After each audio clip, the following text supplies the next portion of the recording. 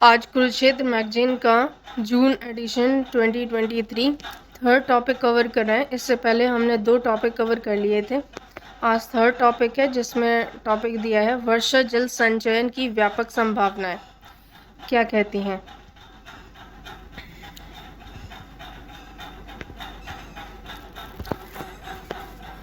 वर्षा जल के लिए देश भर में उसे संजोने के लिए, सहजने के लिए कुछ हमारी पहली प्राचीन परंपरा पुनर्जीवित होती दिखाई दे रही हैं। जैसे देश में आसन्न जल संकट से निपटने में वर्षा जल संचयन अभियान सबसे अधिक और अहम भूमिका निभा रहा है। भारत सरकार, राज्य सरकार, कॉरपोरेट घरानों और सामाजिक संस्थाओं, स्वैच्छिक संगठनों, अंतर्राष्ट्रीय संस्थानों और सबसे महत्वपूर्ण है जन भागीदारी के माध्यम से वर्षा जल संचयन की असीमित संभावनाओं को यथार्थ के धरातल पर उतारा जा रहा है।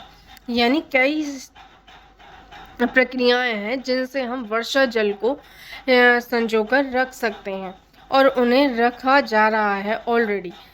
इसमें है कि भारत की कृषि आधारित व्यवस्थाएं या कृषि आधारित अर्थव्यवस्था में वर्षा न केवल कृषि के लिए जीवनदायी है बल्कि सभी आर्थिक क्षेत्रों में प्रगति का आधार भी वर्षा है। देश के जल स्रोत भी अपनी निरंतरता के लिए वर्षा पर निर्भर करता है और वर्षा की तीव्रता व गहनता निर्भर करती है दक्षिण पश्चिम मानसून पर जो भारत के लिए सबसे इम्पोर्टेंट मौसमी घटना होती है। मानसूनी मौसम के 4 महीने जून से सितंबर तक देश को कुल वार्षिक वर्षा का लगभग 85% भाग प्राप्त होता है। वर्षा जल के कुशल उपयोग के सामने सबसे बड़ी चुनौती यही है क्योंकि बारिश के पानी का अधिकांश भाग यूं ही बहकर व्यर्थ चला जाता है जो हमारे किसी भी यूज में नहीं आता। भारत की अर्थव्यवस्था कृषि पर आधारित है और कृषि वर्षा पर आधारित है। वर्षा आर्थिक क्षेत्रों में प्रगति का आधार भी बन चुकी है। वर्षा दक्षिण पश्चिम मानसून पर निर्भर करती है और दक्षिण पश्चिम मानसून 4 महीने जून से लेकर सितंबर के दौरान ये मानसून आता है और लगभग इसका 85% भाग जो कि हमारे यूज में रहता है। बाकी जो जल है वो यूं ही गिर करके व्यर्थ ही चला जाता है। सूखे मौसम के दौरान कृषि और अन्य कार्यों के लिए पानी की आवश्यकता ने वर्षा जल संचयन को अनिवार्य बना दिया। जब मौसम के अंदर बारिश नहीं होती है तब पानी की कमी महसूस होती है या किसी जगह पर पानी ही नहीं है तो उस दौरान के लिए जब पानी का यूज़ हो सके वर्षा जल को संचयन करना बहुत इम्पोर्टेंट बन जाता है। भारत में वर्षा जल को संजोने और सहजने की एक प्राचीन समृद्ध परंपरा भी है। पुराने टाइम से ही भारत के अंदर वर्षा जल को बचाकर रखा भी जाता है। इसके लिए जहां एक ओर शासकों द्वारा भव्य और विशाल संरचनाओं का निर्माण कराया गया वहीं दूसरी ओर सामुदायिक स्तर पर जन भागीदारी से छोटी और प्रभावी संरचनाएं भी बनाई गई। कालांतर में सिंचाई के साधनों के विकास के कारण क्रमशः यह परंपरा कमजोर भी पड़ जाती है। आधुनिक परिवेश में पानी के लिए निरंतर बढ़ते संघर्ष के कारण वर्षा जल संचयन के एक बार पुनः सरकार व समुदाय की सर्वोच्च प्राथमिकताओं में से एक माना जाता है। इसे नए संदर्भ में देखें तो कुछ नए आयाम हैं, कुछ नई तकनीकों के साथ व्यापक रूप से प्रसारित किया जा रहा है। भारत सरकार और राज्य सरकार ये सब मिलकर के वर्षा जल संचयन को लोकप्रिय बनाने के लिए कई योजनाओं के माध्यम से कई कदम उठा रहे हैं जिनका एक स्पष्ट प्रभाव भी दिखाई देने लगा है। वर्षा जल संचयन के महत्व को समझने के लिए बहुत ज़रूरी है कि प्रकृति से हम कितना पानी मिलता है और कितना हमारा खर्च हो जाता है और कितने पानी को हम अपने यूज़ में लाते हैं। मुख्य रूप से वर्षा कुछ अन्य स्रोतों से देश को प्रतिवर्ष लगभग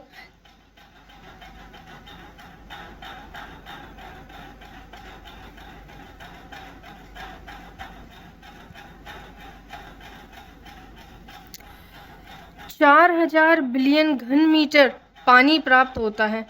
4000 बिलियन घन मीटर BCM पानी प्राप्त होता है। इसमें वाष्पीकरण के बाद 1869 BCM पानी प्राकृतिक प्रवाह के रूप में हमें मिलता है। लेकिन भूमि की सतही बनावट को देखें तो कुछ कारण हैं जिनसे पानी की उपलब्धता 1137 BCM तक सीमित रह जाती है।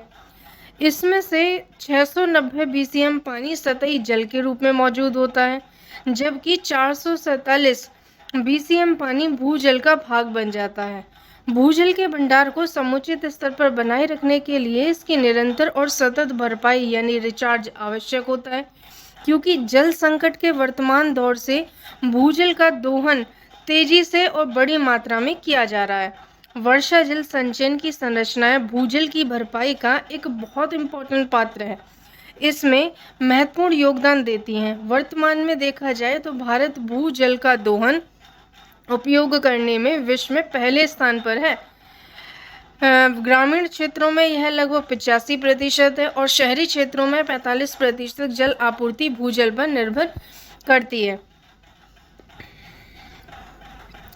सिंचित कृषि को देखा जाए तो जिसमें भूजल का योगदान 60% से अधिक है और भूजल पर अत्यधिक निर्भरता और दोहन के कारण देश में भूजल की स्थिति चिंताजनक स्थिति में पहुंच गई है।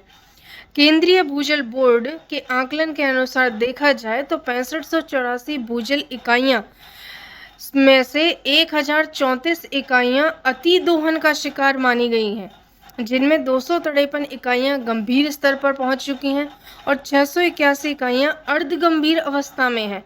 यह स्थिति सामान्य जनजीवन के साथ आजीविका और खाद्य सुरक्षा के लिए भी बहुत बड़ा खतरा बन चुकी है। नाम एक काम अनेक।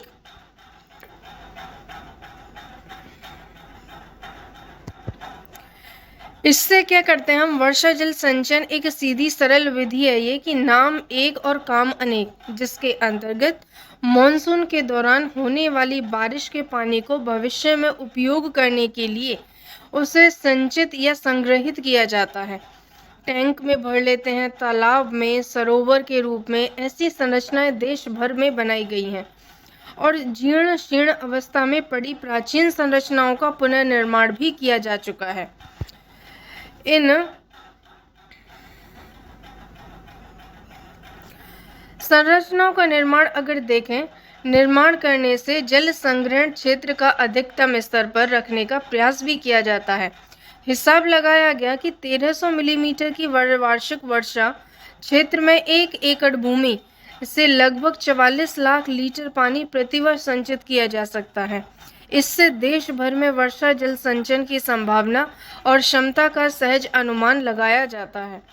वर्षा जल संचयन साफ पानी के स्रोत के रूप में अपेक्षाकृत और कम लागत वाली विधि है, क्योंकि इसमें पानी के रखरखाव और कुछ विशेष खर्च नहीं होता। साल 2 साल में तलहटी पर जमी गाद और मिट्टी निकलवानी भी पड़ती है। अधिकांश संरचनाओं का निर्माण सरकार की कुछ योजनाओं के अंतर्गत किया जाता है। सरकार द्वारा इसके लिए कुछ वित्तीय अनुदान की भी व्यवस्था की जाती है। ग्रामीण क्षेत्रों में देखें तो संचित वर्षा जल का उपयोग मुख्य रूप से फसलों की सिंचाई के लिए ही किया जाता है, जिससे उत्पादकता उचित स्तर पर बनी रहती है। किसान भाई पालतू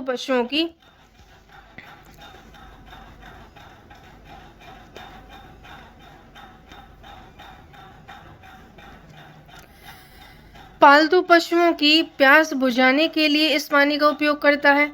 इसका एक और सीधा महत्वपूर्ण लाभ है कि इन उद्देश्यों के लिए भूजल के दोहन में कमी आती है, जिससे भूजल का भंडार पीने के पानी की आपूर्ति करने में सक्षम बना रहता है। संचित वर्षा जल भूमि के रिसाव के जरिए भूजल का स्तर सार्थक रूप से सुधरता है। आसपास के कुएं और भूजल पर निर्भर अन्य स्रोतों से भी पानी की मात्रा यथेष्ट बनी रहती है। वर्षा जल संचयन के कुछ पारिस्थितिकी लाभ भी देखे गए हैं, जैसे वर्षा जल प्रवाह में कमी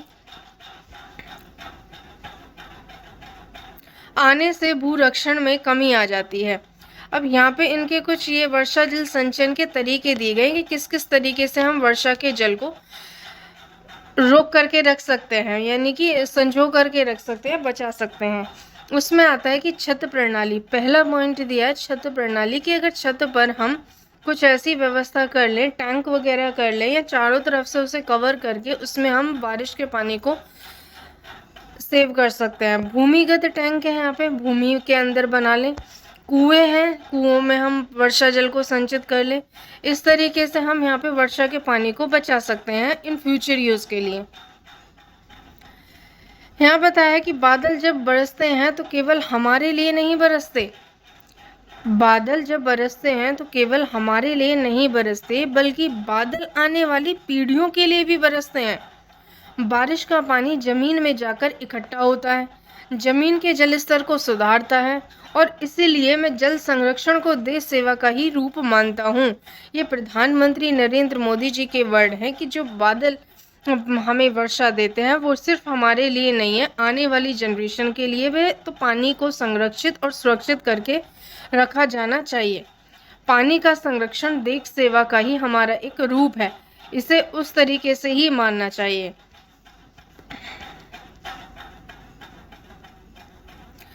फिर इन्होंने यहाँ पे बताया कि मिट्टी की जो ऊपरी उपजाऊ परत होती है, ऊपरी उपजाऊ परत अपनी जगह पर सुरक्षित बनी रहती है। नदियों में जल प्रवाह कम होने से बाढ़ की संभावना कम हो जाती है और क्षेत्र में हरियाली का विकास होता है, जिसके अनेक पर्यावरणीय लाभ हैं। वर्षा जल संचयन और भूजल के स्तर में सुधार का कार्य आपस में संबंधित हैं, एक दूसरे को प्रभावित करने वाली गतिविधियां हैं। इसलिए अधिकांश सरकारी योजना दोनों को ही एकीकृत और समग्र रूप से लागू किया जाता है। खेतों में इन दोनों ही उद्देश्यों को पूरी करने वाली कुछ विशिष्ट संरचनाएं भी बनाई जाती हैं, जैसे gully plug, contour bund, dug well recharge, percolation tank, check dam, cement plug, nala bund, recharge shaft. कम लागत वाली इन संरचनाओं में भूजल का स्तर सुधारने की विशेष क्षमता देखी गई है। देश की राष्ट्रीय जल नीति में जल संरक्षण और वर्षा जल संचय को प्राथमिकता भी दी गई है। कार्यों के प्रशासनिक बंटवारे के अनुसार पानी राज्यों का विषय है और वर्षा जल संचयन सहित पानी के संरक्षण और कुशल प्रबंधन से जुड़े सभी कार्य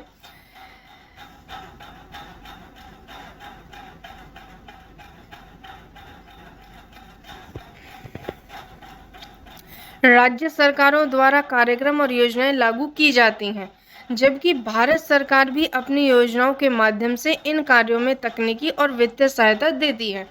भारत सरकार ने पानी से जुड़े सभी पहलुओं पर ध्यान देने और अपेक्षित कार्रवाई करने के लिए एकीकृत जल शक्ति मंत्रालय का भी गठन किया, जबकि वर्षा जल संचय के क्षेत्र में कुछ अन्य मंत्रालय भी कार्यरत हैं, जैसे ग्रामीण विकास, पंचायती राज और शहरी विकास आदि। अभियान, कार्यक्रम और योजनाएं, इनका क्या वर्षा जल को संरक्षित करने में योगदान है।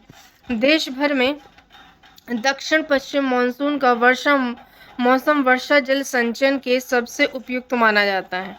इसलिए वर्ष 2019 में भी भारत सरकार ने जुलाई से नवंबर के दौरान एक विशेष जल शक्ति अभियान लागू किया था। जल शक्ति अभियान की शुरुआत जुलाई से नवंबर में 2019 में हुई थी। इसे जल अभाव से त्रस्त देश के 256 जिलों के 1592 ब्लॉक्स में क्रियान्वित किया गया था। जल संरक्षण और जल प्रबंधन के व्यापक उद्देश्य के साथ इसके अंतर्गत हुई विशिष्ट कार्यों को प्रोत्साहन दिया गया, जैसे वर्षा जल संचय, परंपरागत जलाशयों, टैंक का रीयूज, रिचार्ज, जल संभर, वाटरशेड का विकास और विनीकरण प्रयोग के तौर पर शुरू किया गया है। यह अभियान अपने उद्देश्य में अत्यंत सफल रहे हैं। जैसे अभियान यहाँ पे बताए गए, जल संरक्षण और वर्षा जल संचय संरचनाओं का निर्माण किया गया, 12,28,553। परंपरागत तालाब बनाए गए हैं, जलाशय बनाए गए, सबका जीर्णोद्धार हुआ, 2,67,472 इनकी इकाई रखी गई हैं। रीयूज रिचार्ज संरचनाओं का निर्माण किया गया, 8,74,680। जल संभर विकास बनाए गए हैं, 16,28,726। गहन वनीकरण हुआ है, 78,38,36,35 का। इतनी इकाइयों को यहाँ पर वाटर कंजर्वेशन यानी वर्षा जल संचयन के लिए बनाया गया है।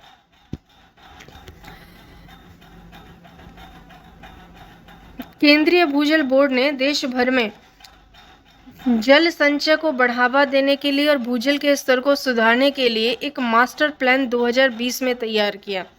इसमें देश भर के भौगोलिक क्षेत्रों में उनकी स्थल आकृति के अनुसार वर्षा जल संचय भूजल रिचार्ज संरचनाओं के निर्माण की सिफारिश की गई और निर्माण की अनुमानित लागत भी दर्शाई गई है।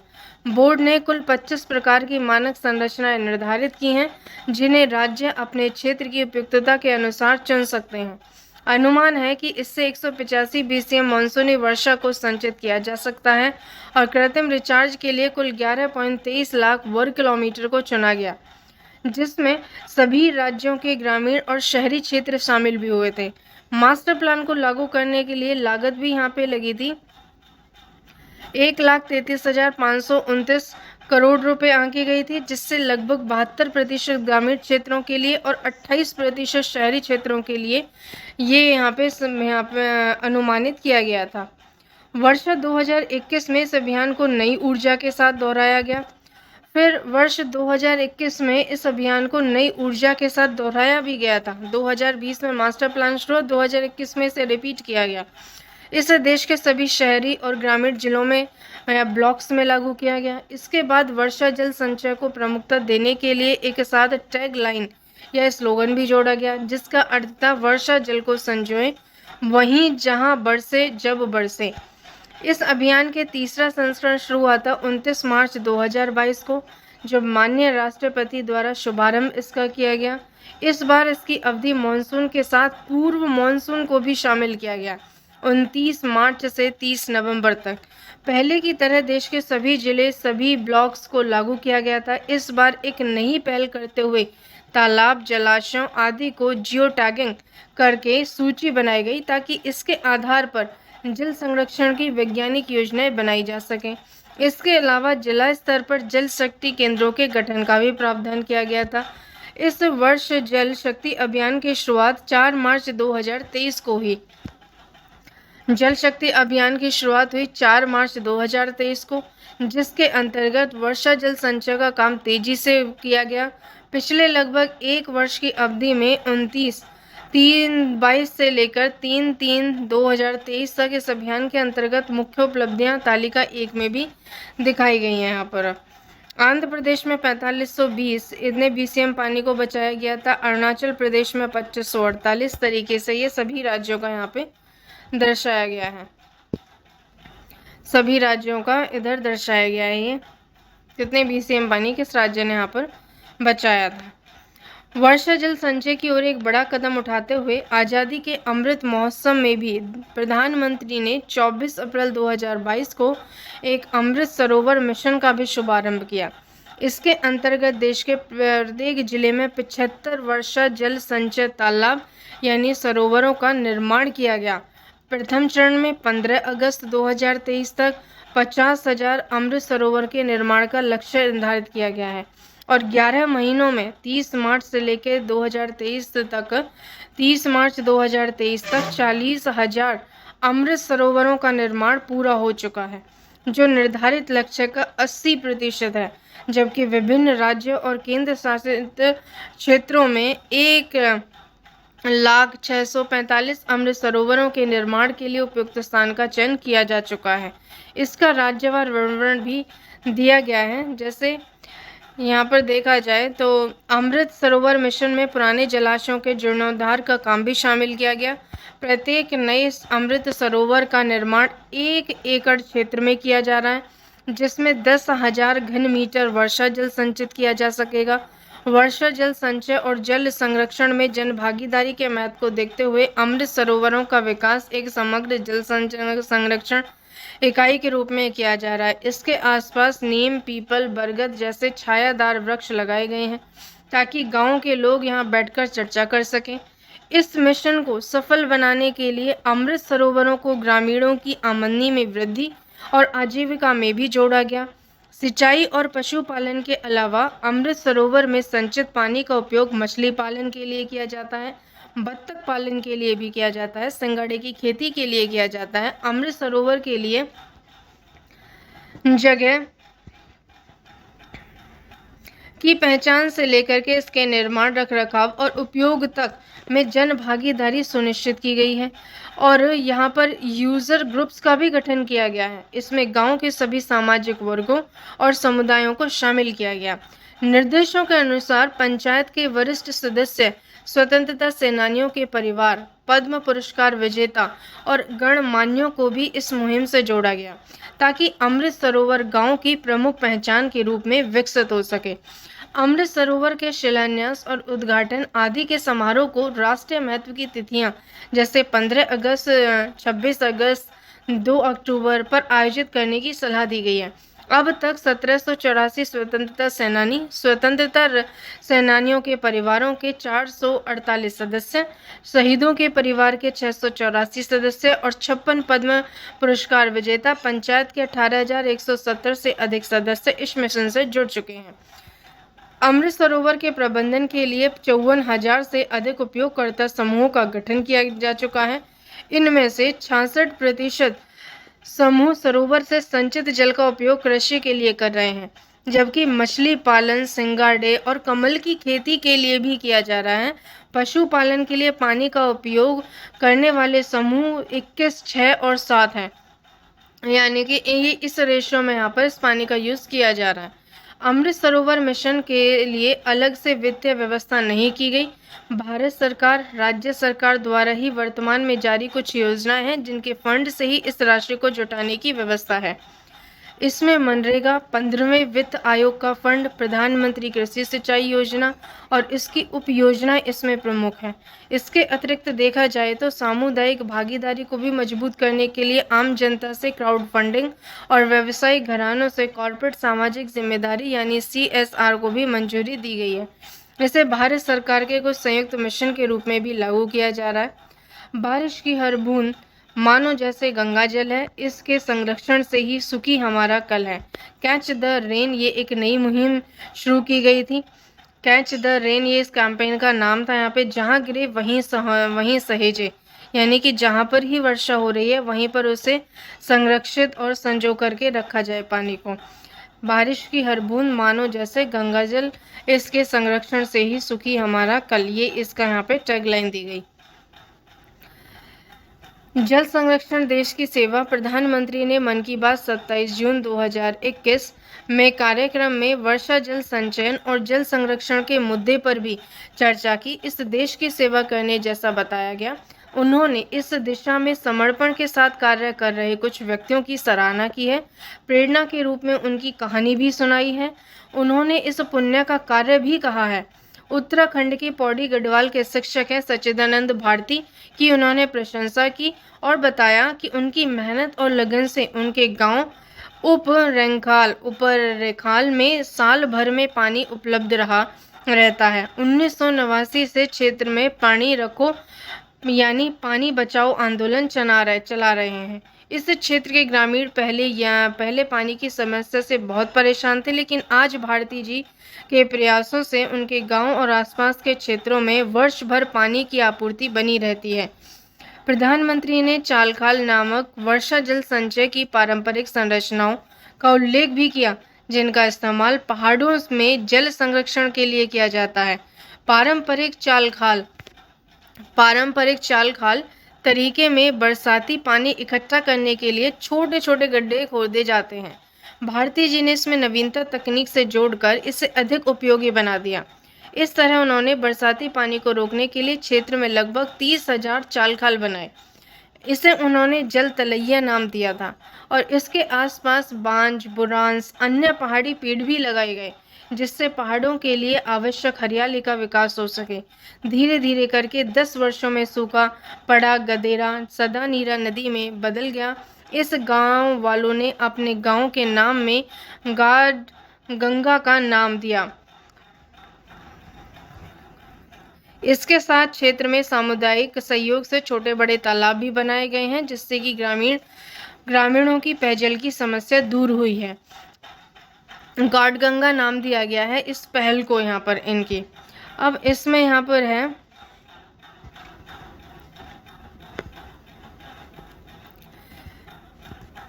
जल शक्ति मंत्रालय के अलावा ग्रामीण विकास मंत्रालय है, संस्कृति है, पंचायती राज है, पर्यावरण मंत्रालय, वन जैसे सरकारी संगठन भी सहयोग कर रहे हैं। इसमें मिशन से जुड़े तकनीकी पक्षों में सहयोग के लिए तकनीकी संस्थाओं में की भी भागीदारी है। इसमें Bhaskaracharya National Institute of Space Applications and Geoinformatics बहुत ज़्यादा इम्पोर्टेंट है। भागीदारी की अनोखी मिसाल कायम करते हुए रेल मंत्रालय और सड़क परिवहन व राजमार्ग मंत्रालय द्वारा अमृत सरोवर के निर्माण से निकली मिट्टी रेत का उपयोग अपने निर्माण कार्यों के लिए किया जाता है। अनेक स्वैच्छिक संगठन, सामाजिक संस्था, पंचायतें भी अमृत सरोवर मिशन में सहयोग कर रही हैं। भारत सरकार के महत्वाकांक्षी मनरेगा कार्यक्रम के अंतर्गत देखें तो वर्षा जल संचयन और जल संरक्षण के कार्यों पर विशेष जोर दिया जा रहा है। इसके अंतर्गत स्वीकृत कार्यों की सूची में लगभग 75% कार्य जल संरक्षण और गांव की जल सुरक्षा से जुड़े हैं। इसमें सार्थक योगदान कर रहे हैं। मनरेगा के अंतर्गत आवंटित राशि का लगभग 60% प्राकृतिक संसाधनों के प्रबंध पर खर्च किया जाता है। इसमें वर्षा जल संचयन का एक प्रमुख स्थान है। मनरेगा के कार्यों के अंतर्गत मुख्य रूप से जल अभाव ग्रस्त गांवों में तालाब, चेक डैम्स, कंटूर बंड, फील्ड बंड आदि का निर्माण भी किया जा रहा है। साथ ही देखें तो परंपरागत जलाशयों का एक जीर्णोद्धार कर उन्हें भी वर्षा जल संचय के योग्य बनाया जा रहा है। इस तरह गांव में सिंचाई के पानी की उपलब्धता के कारण कृषि क्षेत्र का विस्तार हो रहा है और फसलों के विविधीकरण भी देखा जा रहा है। अलग अलग राज्यों में जल संरक्षण के उद्देश्य से जारी योजनाओं के संचालन में मनरेगा की गतिविधियां भी सार्थक योगदान कर रही हैं। राजस्थान में मुख्यमंत्री जल स्वावलंबन योजना, महाराष्ट्र में जलयुक्त शिविर अभियान, झारखंड में दोबा या खेत तालाबों का निर्माण, आंध्र प्रदेश में नीरू चट्टू और मध्य प्रदेश में कपिल धारा जैसे कार्यक्रम मनरेगा का लाभ उठा रहे हैं। राजस्थान और महाराष्ट्र के गांवों में हुए स्वतंत्र मूल्यांकन से पता चलता है कि भूजल का स्तर 1.5 से 2 मीटर तक ऊपर उठ गया है। जल भंडारण क्षमता कई गुनी बढ़ गई है। फसल गहनता 1.5 से 2 गुना वृद्धि हुई है। निष्क्रिय पड़े हैंडपंप, नलकूप और कुओं से फिर से पानी मिलने लगा है। टैंकर से पानी पहुंचाने का खर्च कई गुना कम हो गया। कई राज्यों में खेत में वर्षा जल संचय तालाब बनाने से के लिए निर्धारित किए गए। भारत सरकार द्वारा विश्व बैंक की भागीदारी से एक व्यापक अटल भूजल योजना अप्रैल 2020 से 5 वर्ष के लिए लागू की गई। इससे जल संकट झेल रहे 7 राज्य थे गुजरात, हरियाणा, कर्नाटक, मध्य प्रदेश, राजस्थान और उत्तर प्रदेश।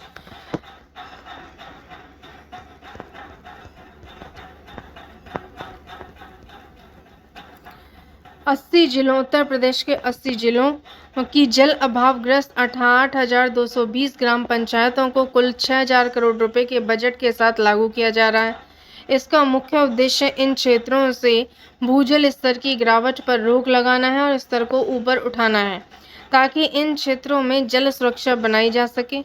इसके अंतर्गत जहां एक ओर मांग पर नियंत्रण के प्रयास जारी हैं, वहीं दूसरी ओर जल आपूर्ति बढ़ाने के लिए वर्षा जल संचय के उपाय भी किए जा रहे हैं।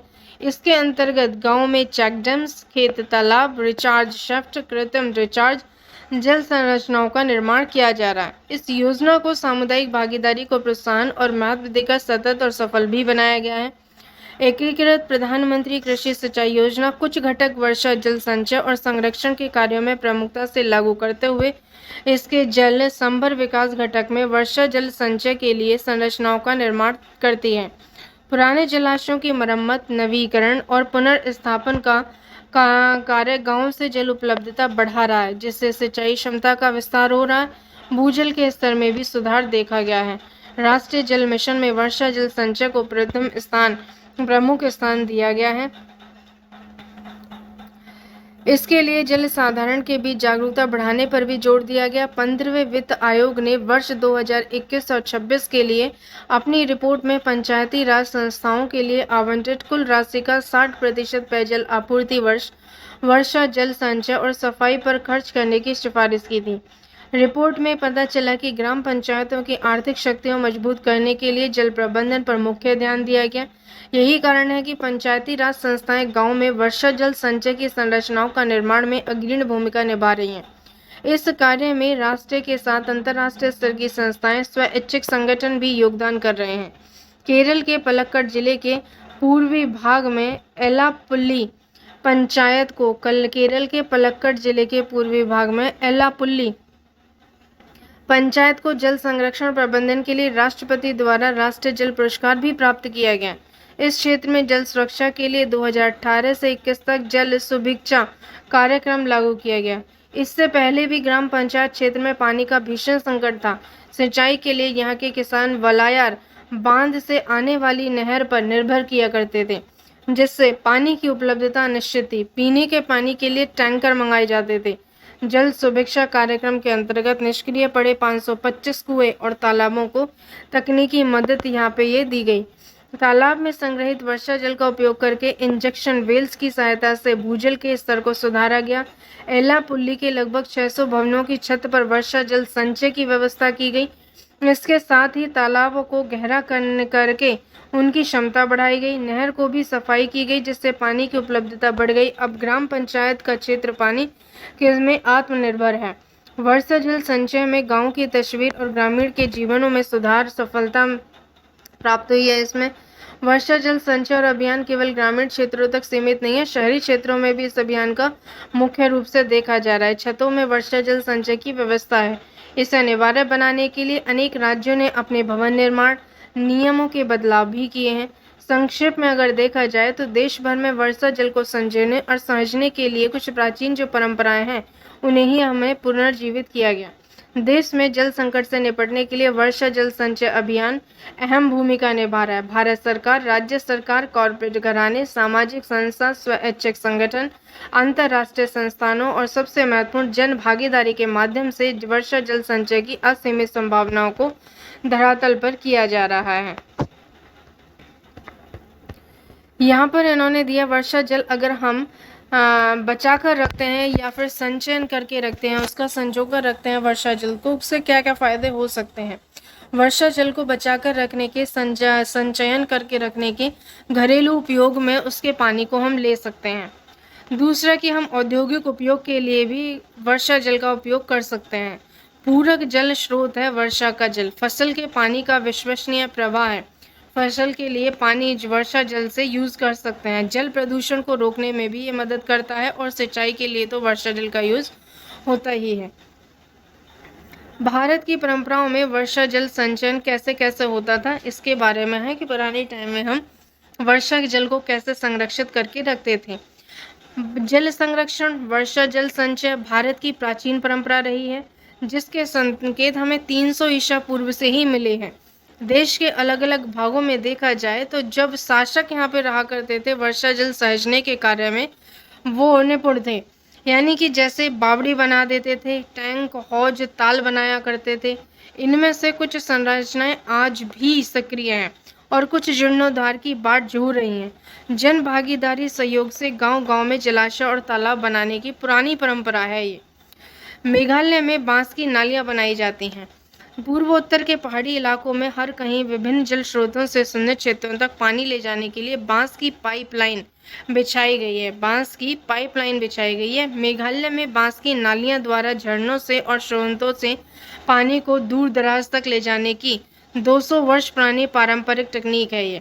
इससे सैकड़ों मीटर दूर तक पानी ले जाया जाता है। प्रणाली इतनी कारगर है कि बांस की नालियों में प्रति मिनट 18 से 20 लीटर पानी सैकड़ों मीटर दूर तक ले जाया जाता है और आखिरकार पौधे के पास पहुंचकर उसमें से प्रति मिनट 20 से 80 बूंद पानी टपकता है।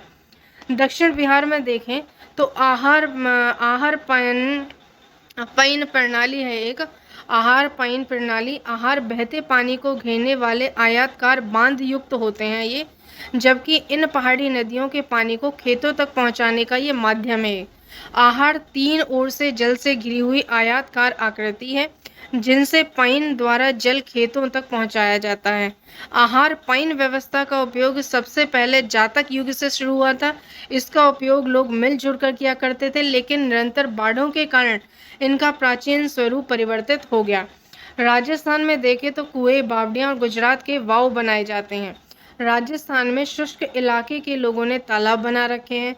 जल भंडारण के नीचे के स्तर पर कुएं हैं, बावड़ियां हैं, व्यवस्थाएं बनाई हैं। बावड़ियां वैसे तो राजस्थान की पहचान है, पर गुजरात के कच्छ क्षेत्र में भी बावड़ियां सीमित संख्या में मिलती हैं। गुजरात में भी ये वाव, जबकि उत्तर भारत और राजस्थान में बावड़ी के नाम से प्रचलित हैं, जिनमें जल संजो करके रखा जाता है। उत्तर प्रदेश में देखें और उत्तराखंड के नौला, उत्तर प्रदेश और उत्तराखंड में नौला जल संचयन की पारंपरिक तकनीक का एक उदाहरण है। नौला भूगर्भ जल संचयन की एक विधि है, जिसमें भूगर्भ जल हेतु धरा पर पत्थरों का ढांचा बना करके जल संग्रह किया जाता है। नोला जल स्रोत के समीप खुदाई कर बनाए जाते हैं, जिसमें लाइम स्टोन की चौकोर स्लेटें बिछाई जाती हैं और ऊपर से ढांचे की तीनों ओर से पत्थरों से ढक दिया जाता है।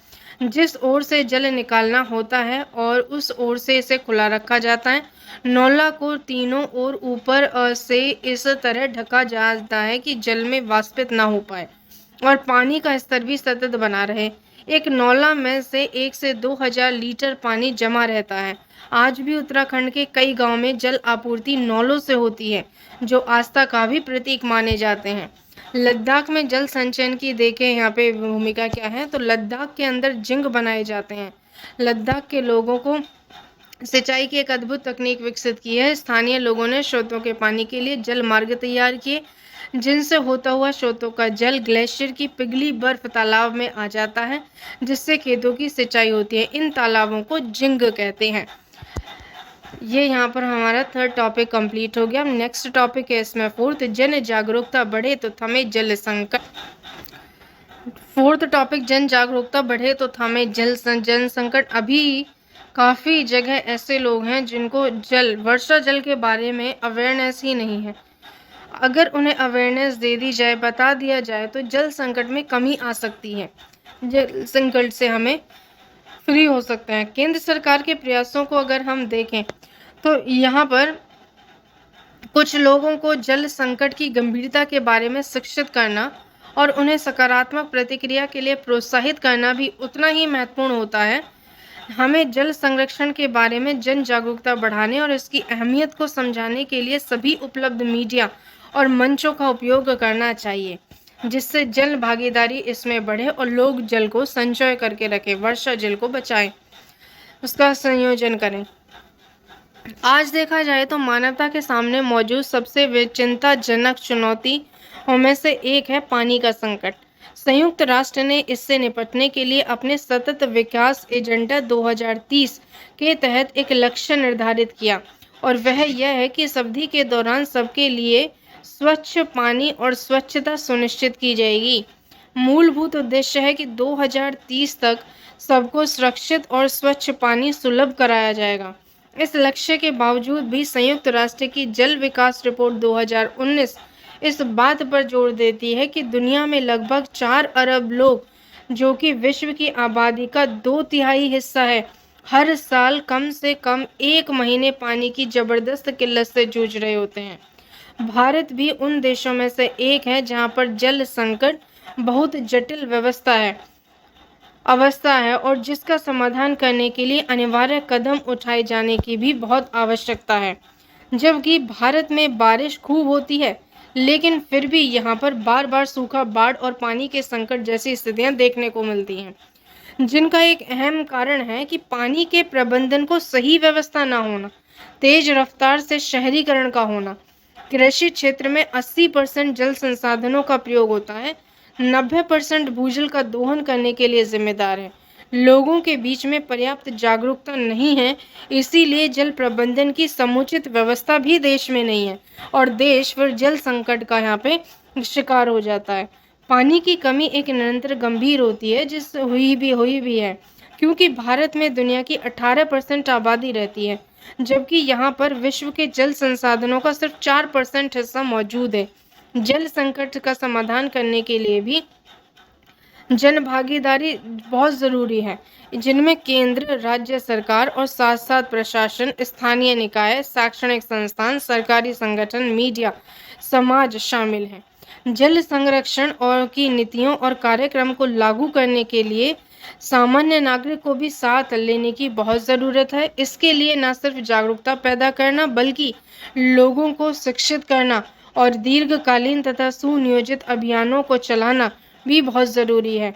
जल की बूंद बूंद बचाने वाले लोगों को प्रोत्साहित किया जाना चाहिए, उन्हें पुरस्कृत किया जाना चाहिए। इस लड़ाई की अहम रणनीति यह है कि व्यक्तियों का समर्थन और भागीदारी बहुत ज़रूरी है, जिन्हें लोग सम्मान की नज़र से देखते हैं, जिनसे वे प्रेरित होते हैं। जब किसी देश का सर्वोच्च नेतृत्व कोई सामाजिक संदेश भेजता है तो वह सहज ही जनता का ध्यान खींचता है और पर्याप्त अहमियत भी प्राप्त करता है। जब स्वर्गीय अटल बिहारी वाजपेयी भारत के प्रधानमंत्री थे, तब उन्होंने देश के नागरिकों के नाम एक औपचारिक अपील की थी, जिसमें जल की एक एक बूंद बचाने के लिए प्रेरित किया गया था, ताकि हम भावी पीढ़ियों के लिए एक बेहतर दुनिया छोड़कर जा सकें। इस अपील का शीर्षक था, जल जीवन का आधार है। अब यह हमारा कर्तव्य है कि हम जल के सभी स्रोतों को बचाएं। आइए जल संरक्षण को एक राष्ट्रीय मिशन बना दें, पानी की किल्लत को मिलकर समाधान करें। और आज का जो बड़ा संकट बन गया है, श्री वाजपेयी जी ने आगे लिखा था कि इस समस्या को प्रभावी ढंग से हल करने के लिए हमें सभी नागरिकों, विभिन्न जल उपभोक्ताओं, जल संगठनों और सरकार के बीच प्रभावी भागीदारी करनी होगी। स्पष्ट यह भी है कि राष्ट्रव्यापी जल संकट जैसा बड़ा मसला सिर्फ एक सरकारी आदेश से हल नहीं किया जा सकता।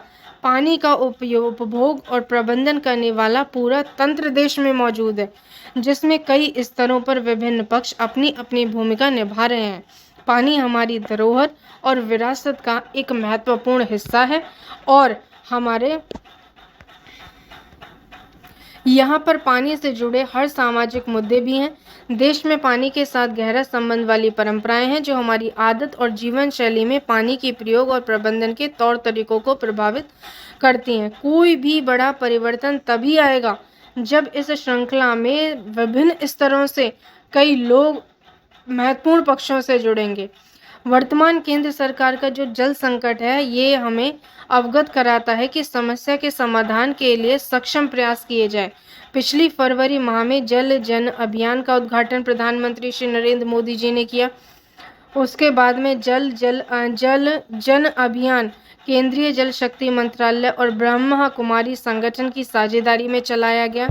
प्रधानमंत्री जी ने भी कहा था कि जनता को जल संकट की गंभीरता से एहसास कराए जाने की आवश्यकता है और इस बात का भी विश्व के जल संसाधन सीमित हैं, उन्हें ये जल संसाधनों का संरक्षण सामूहिक उत्तरदायित्व है। और कहा कि इतनी बड़ी जनसंख्या के कारण जल संकट भारत के लिए बड़ी चिंता का विषय है। इन सब से हम सबको साझा जिम्मेदारी है। प्रधानमंत्री ने नागरिकों से भी आग्रह किया था कि आज से ही जल प्रदूषण का मुकाबला करना शुरू कर दें, मिलकर जल सुरक्षा में जुट जाएं। यह तथ्य भी उल्लेखनीय है कि प्रधानमंत्री ने देश के 2.6 लाख गांव के सरपंचों को भी संदेश भेजकर कहा कि जल संरक्षण और जल महत्व के मुद्दों पर ग्राम सभा आयोजन करें। नागरिक जन जागरूकता के बारे में प्रधानमंत्री के विचारों को केंद्रीय जल शक्ति मंत्री श्री गजेंद्र सिंह शेखावत ने भी सहमति जताते हुए कहा कि हाल ही में जल शक्ति अभियान के प्रभावी क्रियान्वयन के लिए आयोजित एक कार्यशाला की अध्यक्षता की जाए। कार्यशाला अभियान से जुड़े केंद्रीय नोडल अधिकारियों तक पहुंचाई जाए और इसमें आज भी सामुदायिक भागीदारी की बहुत ज़रूरी है। वाटर टॉक के बारे में यहाँ पे दिया है। मोदी जी ने कहा था यहाँ पर कि कल तभी होगा जब जल होगा और इसके लिए हमें आज की संयुक्त कदम उठाने होंगे। सबको मिलकर के साथ आना होगा। हम देश के लोगों के बीच जल संरक्षण के महत्व के प्रति आस्था जागृत करनी होगी। जन जागरूकता बढ़ाना होगा जल संरक्षण के लिए। प्रधानमंत्री जी के वर्ड्स हैं। वाटर टॉक भी एक मिशन शुरू किया गया था। वाटर टॉक से मतलब है कि राष्ट्रीय जल मिशन ने वाटर टॉक नामक एक व्याख्यान श्रृंखला की भी पहल की, जो संवाद को बढ़ावा देने और पानी से जुड़े विषयों पर जानकारी देती है। इस श्रृंखला का मुख्य उद्देश्य था कि लोगों के बीच जागरूकता बढ़ाई जाए, हितधारकों की क्षमता का निर्माण किया जाए। जल संरक्षण में सबकी सक्रिय भागीदारी होनी चाहिए। वाटर टॉक श्रृंखला हर महीने की तीसरे शुक्रवार को होती है और हर महीने की तीसरे शुक्रवार को ये होती है। इसमें क्षेत्र के विशेषज्ञों और चिकित्सकों की प्रस्तुतियां भी होती हैं। वक्ता जल प्रबंधन में अपने ज्ञान और व्यवहारिक अनुभव को साझा करते हैं। साथ ही वे लोगों की समस्याओं को सुलझाने का भी प्रयास करते हैं और सबको जल संरक्षण के लिए प्रेरित करने वाला बौद्धिक मंच प्रदान करते हैं। वाटर टॉक कार्यक्रम का उद्देश्य है कि एक दूसरे के अनुभवों से सीखना और बेहतर कार्य प्रणालियों को साझा करना। इन जल वार्ताओं की रिकॉर्डिंग राष्ट्रीय जल मिशन की वेबसाइट पर भी देखी जा सकती है, वहां पर ये अपलोडेड है। कैच द रेन एक अभियान शुरू किया गया था। कैच द रेन अभियान का नारा है, बारिश का पानी सहेजो, जहां भी गिरे, जब भी गिरे, catch the rain where it falls, when it falls. यह नारा पानी की हर बूंद को इकट्ठा करने, उसे बचाने और उसे प्रबंधित करने की आकांक्षा को देख करके किया गया। कैच द रेन अभियान जो जल संकट का समाधान करने के लिए एक सरकारी रणनीति है। उद्देश्य है इसका कि राज्य और हितधारकों को मानसून के मौसम से पहले स्थानीय जलवायु परिस्थितियों के आधार पर पानी बचाने की उचित व्यवस्था कर लेनी चाहिए। इस अभियान में जल निकायों का भंडारण क्षमता को बढ़ाया गया और सक्रिय भूमिका के लिए भी प्रावधान किए गए हैं। जल संरक्षण के उपाय में बांध और तालाब बनाना है, रेन वाटर हार्वेस्टिंग के लिए आवश्यक निर्माण करना है, जल भंडारण के स्रोतों से गाद निकालना भी इसमें शामिल है। इसके अलावा पानी के बहाव रास्तों में रुकावटें दूर करना और बावड़ियों के जीर्णोद्धार करके उनके मूल स्तर तक लौटाना इसमें शामिल है। जागरूकता प्रसार की रणनीतियां देखें तो केंद्र सरकार के प्रयासों को सकारात्मक प्रभाव पड़ा है, लेकिन लोगों को जल संकट की गंभीरता के बारे में शिक्षित करना और उन्हें प्रोत्साहित करना एक अभी भी महत्वपूर्ण अंग है। हमें जल संरक्षण के बारे में जन जागरूकता बढ़ाने और उसकी अहमियत को समझाने के लिए मीडिया और मंचों का उपयोग भी करना होगा। देश में पानी बचाने के लिए केंद्र सरकार और राज्य सरकारों द्वारा किए जा रहे कार्यों से भी लोगों को अवगत कराया जाना चाहिए, तभी वे ऐसे प्रयासों से जुड़ पाएंगे, जब भी ज़रूरत होगी उनका लाभ उठा पाएंगे। किसी भी जागरूकता अभियान की योजना से पहले भी शामिल किया जाना चाहिए। भारत का जल राज्य का विषय है। मुख्य रूप से राज्य सरकारें जल संरक्षण से संबंधित योजनाओं पर देखरेख करें। भारत सरकार विभिन्न योजना और कार्यक्रम से ये काम अपना कर रही है। अतीत में देखें हम तो इस उद्देश्य के लिए कई जन जागरूकता कार्यक्रम शुरू भी किए गए, जिसमें जल संरक्षण की आवश्यकता है। यहाँ पर आवश्यकता विभिन्न मीडिया अभियान, सार्वजनिक प्रदर्शन, कठपुतली यहाँ पे शो किए गए हैं। पारंपरिक मीडिया स्ट्रीट थिएटर जल यात्राएं शामिल थी। दूरदर्शन, आकाशवाणी, अन्य सरकारी मीडिया संगठनों का भी इसके लिए नियमित उपयोग किया गया। क्विज शो, विज्ञान शो भी हुए हैं जो जल से जुड़े विषयों पर आधारित यात्राएं आयोजित की गई। इस तरह की कुछ गतिविधियां हैं जो लोगों को जन जागरूक करने के लिए यहाँ पे की गई हैं। ये पानी, वर्षा जल और पानी को बचा करके रखें। सोशल मीडिया पर देखें तो आज के युग में लोगों तक सीधे पहुंचने के लिए, उनके साथ सक्रिय रूप से जुड़ने के लिए सूचना प्रौद्योगिकी, सोशल मीडिया महत्वपूर्ण हो गया। सोशल मीडिया प्लेटफॉर्म और वेबसाइटों पर जल संरक्षण के विशेष अभियान चलाए जा सकते हैं। मोबाइल एप्लीकेशन का प्रयोग सूचना प्रसारित करने, प्रतियोगिताएं चलाने के लिए भी किया जा सकता है और पुरस्कार देने के लिए भी किया जा सकता है।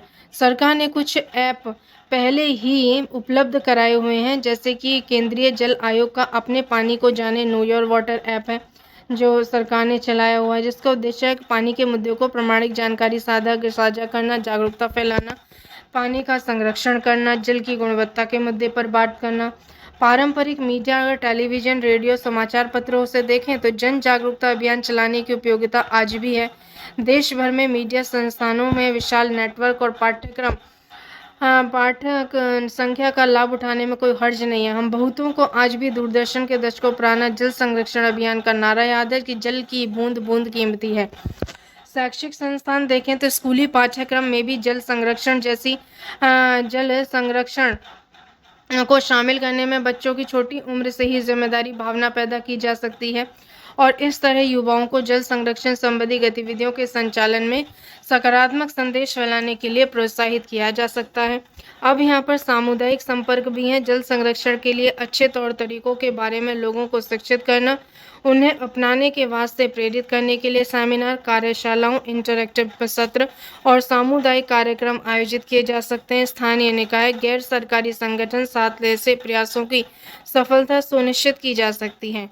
प्रोत्साहन और पुरस्कार है यहाँ पर कि लोगों को जल संरक्षण के लिए प्रोत्साहित किया जा सकता है। छूट या पुरस्कार जैसे प्रोत्साहन दिए जा सकते हैं। ऐसा केंद्र, राज्य सरकार और वित्त पोषण के लिए भी यहाँ पर लोगों को यह समझना बहुत ज़रूरी है कि वे अपनी दैनिक जीवन में पानी की बचत कैसे करें।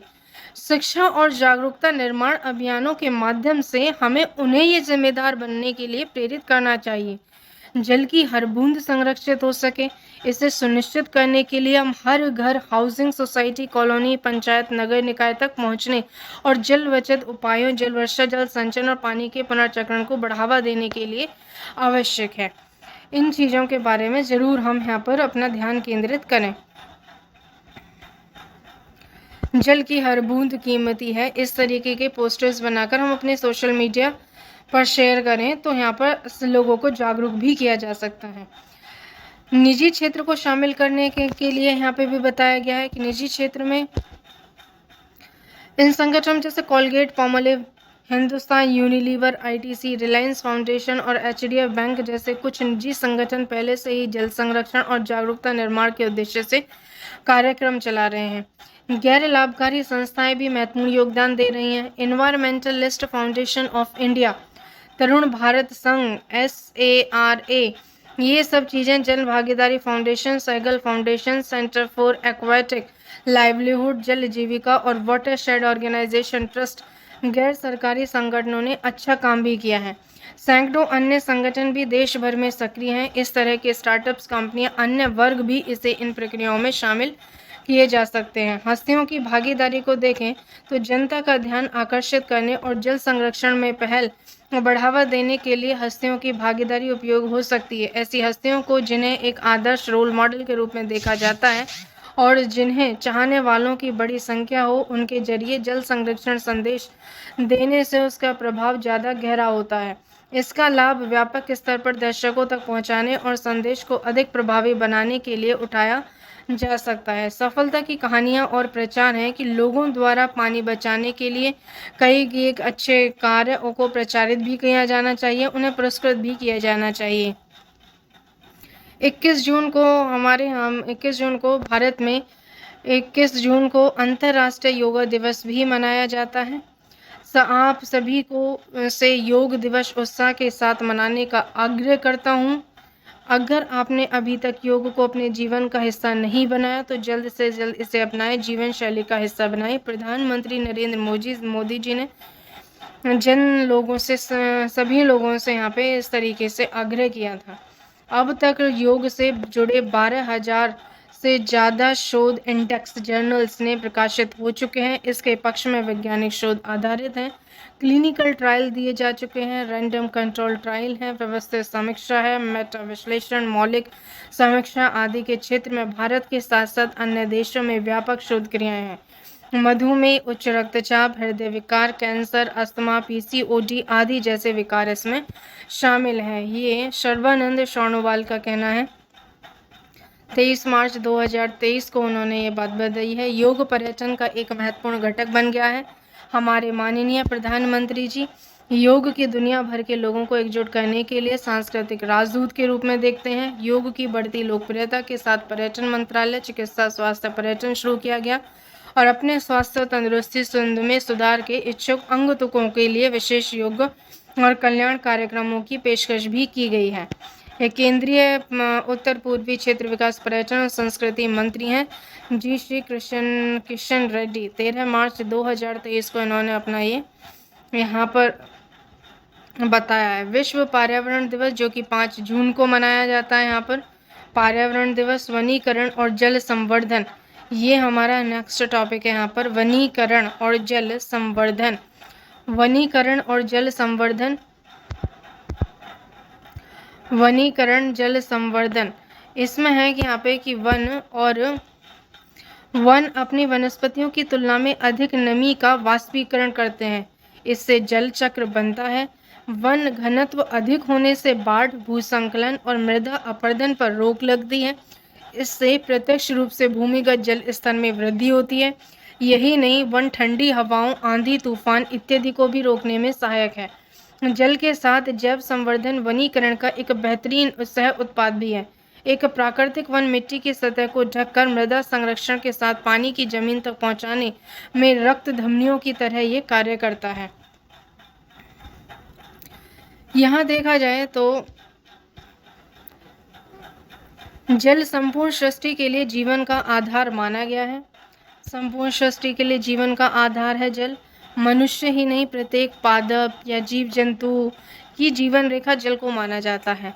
मानवीय शरीर में जो महत्व रक्त है, वही स्थान पर्यावरण में जल का है। लेकिन जीवन का यह आधार असीमित भौतिक जरूरतों पर केंद्रित इंसानी गतिविधियों की वजह से संकट में है आज। इसका दोहन, अवांछनीय विकास और प्रदूषण, ग्लोबल वार्मिंग की वजह से अमृत रूपी जल वाहिकाएं सिकुड़ती जा रही हैं। जल संकट की भयावता का आकलन इसी बात से लगाया जा सकता है कि हीट वेव, सूखा, बाढ़, चक्रवात के पीछे जल संकट बड़ी वजह बन चुका है। नीति आयोग की संयुक्त जल प्रबंधन सूचकांक 2018 में एक रिपोर्ट दी गई थी। उन्होंने बताया कि पानी न मिलने से हर साल देश भर में 2 लाख लोग काल के गाल में समा जाते हैं। यदि हम सभी नहीं चाहते तो इस दशक के अंत तक 60 करोड़ आबादी को जल संकट का सामना करना पड़ेगा। भारत में विश्व की 17% आबादी रहती है, 18%, 17%। वहीं भूमि 2.4% है। धरती पर उपलब्ध कुल जो स्वच्छ जल का मात्र 4% हिस्सा है हमारे पास। देश में 3/4 पानी रोजगार पानी पर ही निर्भर करते हैं। ऐसे में उन तमाम लक्ष्यों को सामुदायिक भागीदारी से जोड़ना होगा जो जल की उपलब्धता बढ़ाने के साथ उसकी दक्षता में वृद्धि करें। यह मानवीय स्वभाव है कि प्रकृति से मिलने वाले उपहार जैसे कि पानी है, हवा से लेकर जैव विविधता को लेकर इसलिए भी संजीदा नहीं रहा क्योंकि यह निःशुल्क है। अब पिछले कुछ दशकों में पारिस्थितिक तंत्र के घटकों मध्य असंतुलन भी कुछ कदर बढ़ गया है। प्रकृति के इन बेशकीमती उपहारों की उपलब्धता का खतरा अब मंडरा रहा है।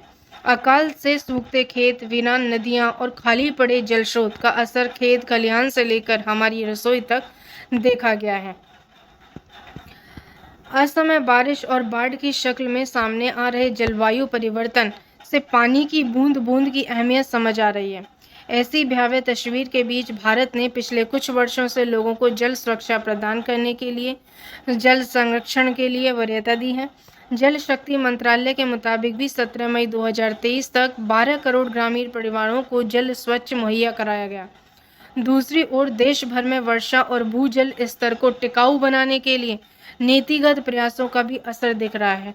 जल संरक्षण के प्रयासों को हम देखें तो तत्कालीन एवं दीर्घकालीन 2 वर्गों में विभाजित हैं। ये रोजमर्रा के जीवन में पर्यावरण अनुकूल जीवन शैली मिशन लाइफ पानी की बर्बादी रोकने का सबसे कारगर तरीका है। मिशन लाइफ जल संरक्षण के तत्कालीन उपायों के साथ ही इसके दीर्घकालीन प्रयास भी समानांतर रूप से आवश्यक हैं।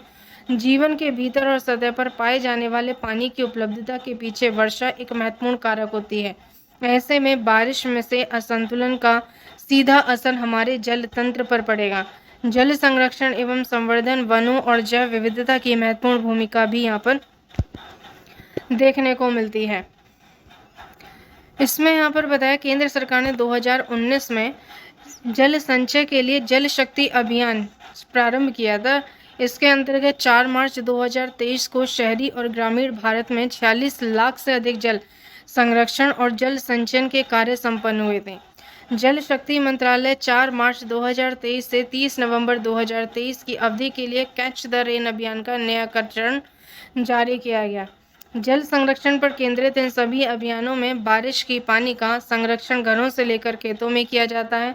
इससे जहां पानी की तत्कालिक आवश्यकता पूर्ण होती है, वहीं भूजल स्तर को मजबूती भी मिलती है। वनीकरण से जल सुरक्षा कैसे संभव है? वनीकरण बारिश की वह जरिया है जिससे सतह पर पानी की उपलब्धता सुनिश्चित होती है। धरती में पाए जाने वाले 75% स्वच्छ पेयजल की मौजूदगी वनों की वजह से संभव है। भारत समेत दुनिया के कई हिस्सों में सूखा, मरुस्थलीकरण और बाढ़ बढ़ रही है। इसके पीछे वनों की कटाई एक महत्वपूर्ण कारक है। वनों की वर्षा के नजरिए से देखें तो महत्व इस बात से भी समझ सकते हैं कि बारिश का 40% अनुपात पौधों की पत्तियों से होने वाले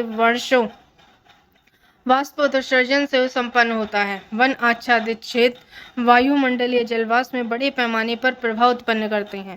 पृथ्वी की हाइड्रोलॉजिकल चक्र से बारिश की स्थिति निर्मित होती है। जब तथ्य पेड़ की पत्तियों से होने वाली वाष्पन प्रक्रिया के जरिए हवा में नमी बढ़ती है, नमी बादल बनाने का काम करती है। बादल में पानी की मात्रा बढ़ने पर बारिश निर्मित होती है। उसके साथ ही पेड़ और आसपास की हवा को ठंडा करने में मदद हो जाती है। ऐसा इसलिए है क्योंकि वे सूर्य के प्रकाश को अवशोषित करते हैं और इसका उपयोग प्रकाश संश्लेषण को शक्ति देने के लिए करते हैं। प्रकाश संश्लेषण की प्रक्रिया से गर्मी निकलती है, जो पेड़ के चारों ओर की हवा को गर्म करने में मदद करती है। पेड़ की पत्तियां सूर्य के प्रकाश को अवशोषित करती हैं। समानांतर रूप से शीतलन प्रभाव उत्पन्न होता है, जो कि अधिक बादल और बारिश बनाने में सहायक है। पेड़ वर्षा बढ़ाने के लिए वाष्प उत्सर्जन की प्रक्रिया के माध्यम से वातावरण में नमी को पुनः चक्रित करते हैं। प्रकाश संश्लेषण के जरिए वायुमंडल में उपस्थित कार्बन डाइऑक्साइड को अवशोषित कर लिया जाता है, ऑक्सीजन में फिर बदल दिया जाता है। इसके बाद में जल चक्र व्यवस्थित रहता है। वर्षा का संतुलन बना रहे, इसके लिए हमें विशेष रूप से वर्षा वनों को बचाना होगा। वर्ल्ड इकोनॉमिक फोरम की एक रिपोर्ट के अनुसार माने तो भारत में 2.5 से लेकर 3 अरब टन कार्बन डाइऑक्साइड के बराबर कार्बन सिंक तैयार किया जाता है, करना चाहता भी है भारत। खास बात यह है कि वन अन्य वनस्पतियों की तुलना में देखें तो अधिक नमी का वाष्पीकरण करते हैं। इससे जल चक्र सुदृढ़ होता है और जल चक्र पृथ्वी पर उपलब्ध पानी के रूप में दूसरे परिवर्तित होने भंडार से दूसरे भंडारण में स्थान में ये बदल भी जाता है। दूसरे स्थान की गति में चक्रीय प्रक्रिया है। उन सभी प्रक्रियाओं के योग है जिसमें पानी समुद्र जमीन की सतह में वायुमंडल में जाता है और यहाँ पर वर्षा के रूप में वापस आता है। ऊष्मागतिक थर्मोडायनामिक्स को भी प्रभावित करता है। इसमें कुल जल की मात्रा का क्षय नहीं होता, बस रूप और स्थान परिवर्तन हो जाता है। नमी, वाष्प, बर्फ और कहीं बहते पानी की शक्ल में हमें नजर आता है। वन घनत्व अधिक होने से बाढ़, भू संकलन और मृदा अपरदन पर रोक हो जाती है। इससे प्रत्यक्ष से भूमिगत जल स्तर में वृद्धि होती है। यही नहीं, वन ठंडी हवाओं, आंधी, तूफान इत्यादि को भी रोकने में सहायक है। जाहिर है कि पेड़ों की अंधाधुंध कटाई से वाष्पीकरण को दर कम होगी। इससे बारिश में गिरावट आएगी, जो कि सूखा जैसी समस्या पैदा करती हैं। खाद्य और कृषि संगठन के मुताबिक 75% वन अभी भी विश्व के जल दक्षता के जरिए से प्रबंधित नहीं है। इसमें ऐसे में 13 लाख हेक्टेयर वन हर साल खत्म हो रहे हैं। ये स्थिति तब है जब 1 अरब 60 लाख लोग दुनिया भर अपनी आजीविका के लिए वनों पर निर्भर करते हैं।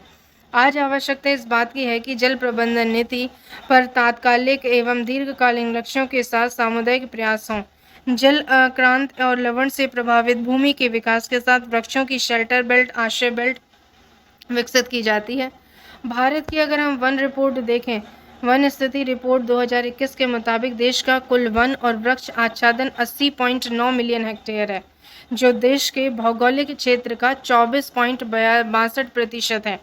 2019 के आकलन की तुलना में देश का कुल वन और वृक्षावरण 2261 वर्ग किलोमीटर की वृद्धि हुई थी। भारत में विश्व की कुल जैव विविधता का 8% है। इनमें कई प्रजातियां हैं जो धरती में कहीं नहीं पाई जाती। पारिस्थितिकी तंत्र के इस महत्वपूर्ण घटक को बचाने के लिए जल संरक्षण बहुत जरूरी हो जाता है। जल के साथ जैव संवर्धन, वनीकरण एक बेहतरीन सह उत्पाद है। प्राकृतिक वन मिट्टी की सतह को ढंक कर मृदा संरक्षण के साथ पानी को जमीन तक पहुंचाने में ये ध्वनियां काम करती हैं। पर्यावरण, वन और जलवायु परिवर्तन मंत्रालय देखे जाए तो वनों के विकास को लेकर जन भागीदारी को बढ़ावा देते हुए वृक्षारोपण योजनाओं को लागू कर रहा है। वन के संरक्षण विकास में मुख्य रूप से 3 रणनीतियां इसमें शामिल हैं।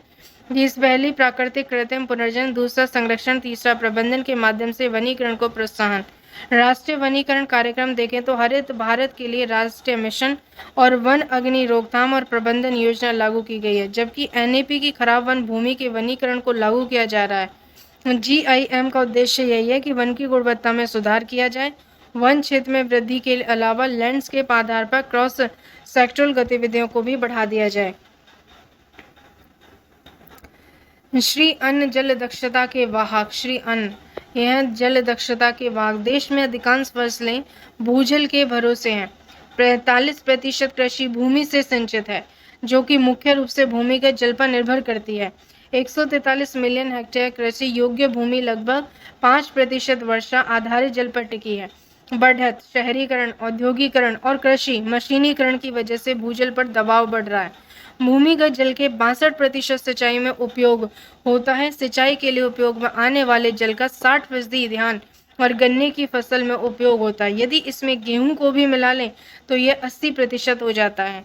यदि धान, गेहूं और गन्ने जैसी फसलों की जगह मोटे अनाज के उत्पादन को वरीयता दी जाती है तो इससे कृषि में खर्च वाले पानी की बचत होगी। मोटे अनाज जलवायु प्रतिरोधी होते हैं और हजारों साल से हमारी खाद्य श्रृंखला का भी हिस्सा रहे हैं। इनके उत्पादन में मोटे अनाजों में धान, गेहूं, गन्ने के पौधों को उसके जीवन काल में 2100 मिलीमीटर पानी की ज़रूरत पड़ती है।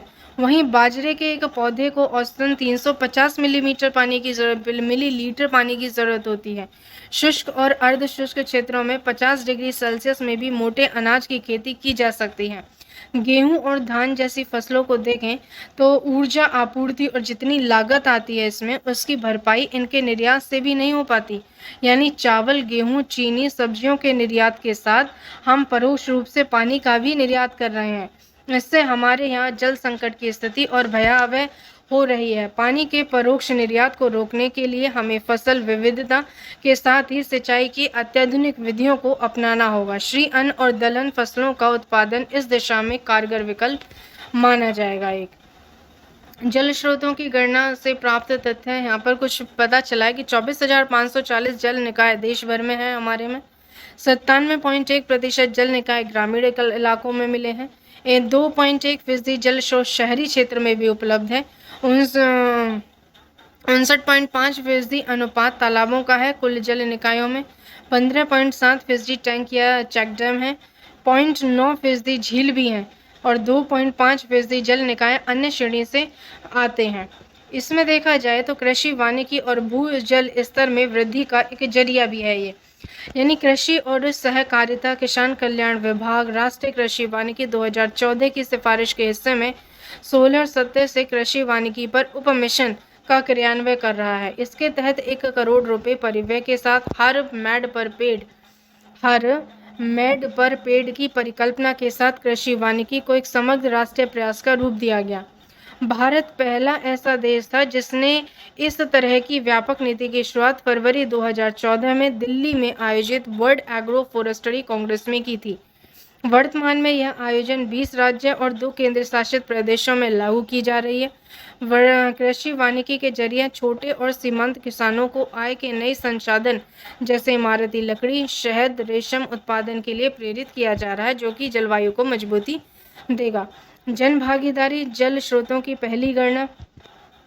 इसमें जल सुरक्षा में परंपरागत जल स्रोतों के महत्वपूर्ण भागीदार रही। गांव और कस्बों में कुएं, तालाब, जोहड़, झील, नाले ये सब हैं। ये बात और है कि विकास और मानवीय स्वार्थ की पूर्ति के लिए जल निकाय या तो अतिक्रमण की भेंट चढ़ते हैं या फिर पूरी तरह से खत्म हो जाते हैं।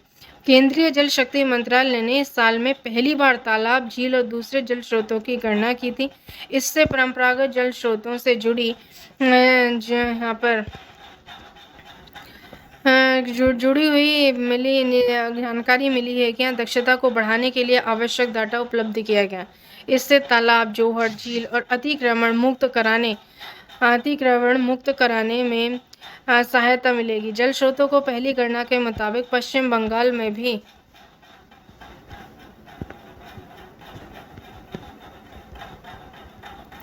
सबसे अधिक जल निकाय हैं। पश्चिम बंगाल में सबसे अधिक जल निकाय हैं।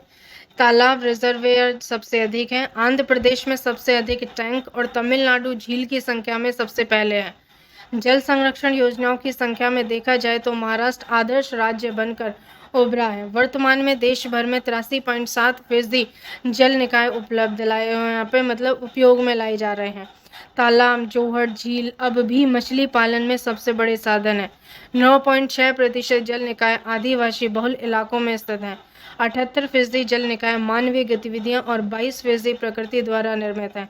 जल निकायों की गिनती मिले डाटा से जल संरक्षण के क्षेत्र में कौशल विकास, प्रशिक्षण, गुणवत्ता संवर्धन, स्थानीय निकायों की भूमिका एक प्रभावी बनाई जा सकेगी। जल निकायों की गणना बताती है कि 45.2% जल स्रोतों को कभी रखरखाव नहीं हुआ और 15.7% जल निकाय ऐसे हैं जिनकी कभी रिपेयरिंग ही नहीं हुई है 2009 से। 2018 के बाद 3.6% जल संरचनाओं का मरम्मत काम सिर्फ एक गणना के रूप पर देखा गया है। छत्तीसगढ़ का सफल प्रयोग देखें तो छत्तीसगढ़ में पता चलता है ग्रामीण इलाकों में पक्के एनीकट चेक डैम निर्मित कर वाटर हार्वेस्टिंग को बढ़ावा दिए जाने की आवश्यकता यहाँ दिखी है। इस दिशा में छत्तीसगढ़ ने नरवा विकास कार्यक्रम उल्लेखनीय है यानी शुरू किया है। इसके अंतर्गत वन आंचल स्थित नालों को केंद्र में रखकर भूजल संरक्षण संबंधी गतिविधियां संपन्न की जाती हैं। पिछले 4 साल में वन क्षेत्र में स्थित 6,395 नालों को लेकर के लगभग 23 लाख हेक्टेयर जल ग्रहण क्षेत्र को उपचारित किया गया है। इससे वन क्षेत्रों के भूजल स्तर में काफी सुधार हुआ। वहीं वनवासियों सहित रिवर्स ऑस्मोसिस विधि से जल गुणवत्ता परंपरागत जल स्रोतों में जल दक्षता को यहाँ बढ़ावा देने के लिए रिवर्स ऑस्मोसिस विधि लोकप्रिय हो रही है। यह विधि पानी की अशुद्धियों को एक सुरक्षित स्तर तक कम करती है जिससे दोबारा इसका उपयोग किया जा सके। विशेष रूप से पूल से निकलने वाली पानी की निकासी और रिफिलिंग के दौरान बहुत सारा पानी बर्बाद हो जाता है, लेकिन रिवर्स ऑस्मोसिस से उसे शुद्ध कर सकते हैं। इसमें एक कुशल और पारगम्य झिल्ली से पानी को गुजारा जाता है जिससे प्रदूषित आयन व अणु छिनकर बाहर भी आ जाते हैं। रिवर्स ऑस्मोसिस यहाँ पे एक विधि है जल की गुणवत्ता को यहाँ पे सही करने के लिए। तो उसके अंदर ये है यहाँ पर कैसे उसे किया जाता है जिससे हमें स्वच्छ पानी मिल जाता है। अरावली ग्रीन वॉल प्रोजेक्ट अगर हम ये देखें तो जल सुरक्षा के लिए 25 मार्च 2023 को केंद्र सरकार ने अरावली ग्रीन वॉल प्रोजेक्ट की शुरुआत करी थी। जलवायु प्रबंधन मंत्रालय भूमि रक्षण और मरुस्थलीकरण से निपटने के लिए देश भर में ग्रीन कॉरिडोर तैयार किए गए। इस परियोजना में हरियाणा, राजस्थान, गुजरात, दिल्ली राज्य शामिल हुए जहां 60 लाख हेक्टेयर क्षेत्र पर अरावली की पहाड़ियां हैं। हरियाणा, राजस्थान, गुजरात और दिल्ली, हरियाणा, राजस्थान, गुजरात, दिल्ली 60 लाख हेक्टेयर पर यहाँ अरावली की पहाड़ियां हैं। इस परियोजना में तालाब, झील और नदियों जैसी जल स्रोतों के कायाकल्प पुनर्स्थापन के साथ में किए गए। बंजर भूमि, खराब वन भूमि पर पेड़ और झाड़ियों की मूल प्रजातियों को विकसित किया गया। इस तरीके से यहाँ पे जल को बचाने का काम किया जा रहा है। विश्व पर्यावरण दिवस थीम थी 2023 की प्लास्टिक से मुक्ति। प्लास्टिक से मुक्ति विश्व पर्यावरण दिवस 2023 का थीम है। संयुक्त राष्ट्र संघ ने 1972 में पहली बार 5 जून को विश्व पर्यावरण दिवस मनाने की शुरुआत की थी। पर्यावरण संरक्षण पर केंद्रित इस अभियान के केंद्र में जल संरक्षण रहा। 1976 में यूएन द्वारा विश्व पर्यावरण दिवस को जल मानव जीवन का अहम संसाधन परिकल्पना दी गई थी। विश्व पर्यावरण दिवस 2023 की परिकल्पना को प्लास्टिक से मुक्ति का केंद्रित जलीय स्रोतों में बढ़ते प्लास्टिक प्रदूषण को कम करने पर जोर दिया गया है। तो विश्व पर्यावरण दिवस 5 जून को मनाया गया और इसकी थीम थी यहाँ पर प्लास्टिक से मुक्ति। जल संरक्षण में सहायक डेटा विश्लेषण है। ये कुछ कंपोजिट वाटर मैनेजमेंट इंडेक्स के जरिए यहाँ पर कंपोजिट वाटर मैनेजमेंट इंडेक्स के जरिए राज्य और केंद्र शासित प्रदेशों में जल प्रबंधन और गवर्नेंस की दिशा में किए गए प्रयासों का मूल्यांकन किया जाता है। ये सब यहाँ पे बताया गया है। अमृत सरोवर से जीवंत जल संस्कृति। अमृत सरोवर है यहाँ पर जिसके अंतर्गत तालाब, कुएं, चेक डैम, जोहड़, झीलों के पुनर्जीवन के लिए प्रयास किए जा रहे हैं। 40,000 अमृत सरोवर बनाए जा चुके हैं। 15 अगस्त 2023 तक 50,000 अमृत सरोवर का लक्ष्य यहाँ रखा गया था। 75 जिलों में अमृत सरोवर बनाए जाने हैं। 10,000 क्यूबिक मीटर इनकी यहाँ पे जल धारण क्षमता होगी। इस तरीके से यहाँ पे बताया गया है। जल संरक्षण अंतर्राष्ट्रीय प्रतिबद्धता क्या कहती है? अब जल संकट भारत की नई वैश्विक समस्या है। इसमें क्रम में जर्मन सरकार की एक पहल पर international union for conservation of nature यानी कि IUCN ने 2011 में बोन चैलेंज की स्थापना की थी। बोन चैलेंज के अंतर्गत 2020 तक 150 मिलियन हेक्टेयर ऐसे क्षेत्र में जंगल विकसित किए जाने थे जहां वृक्षों की कटाई से वनों के उन्मूलन को किया जा चुके। 2030 तक के अनुपात 350 मिलियन हेक्टेयर करने का लक्ष्य है। भारत 2015 में बोन चैलेंज में शामिल हुआ। इसके अंतर्गत हमने इस दशक के अंत तक 2,60,00,000 हेक्टेयर क्षेत्र में वन की पुनर्स्थापना का लक्ष्य तय किया।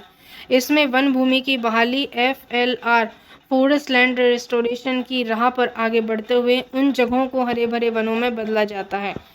एक पृथ्वी, एक परिवार और एक भविष्य के लिए मंत्र के साथ में यहाँ पे जल संरक्षण और जल संवर्धन को यहाँ पे शुरू किया गया है।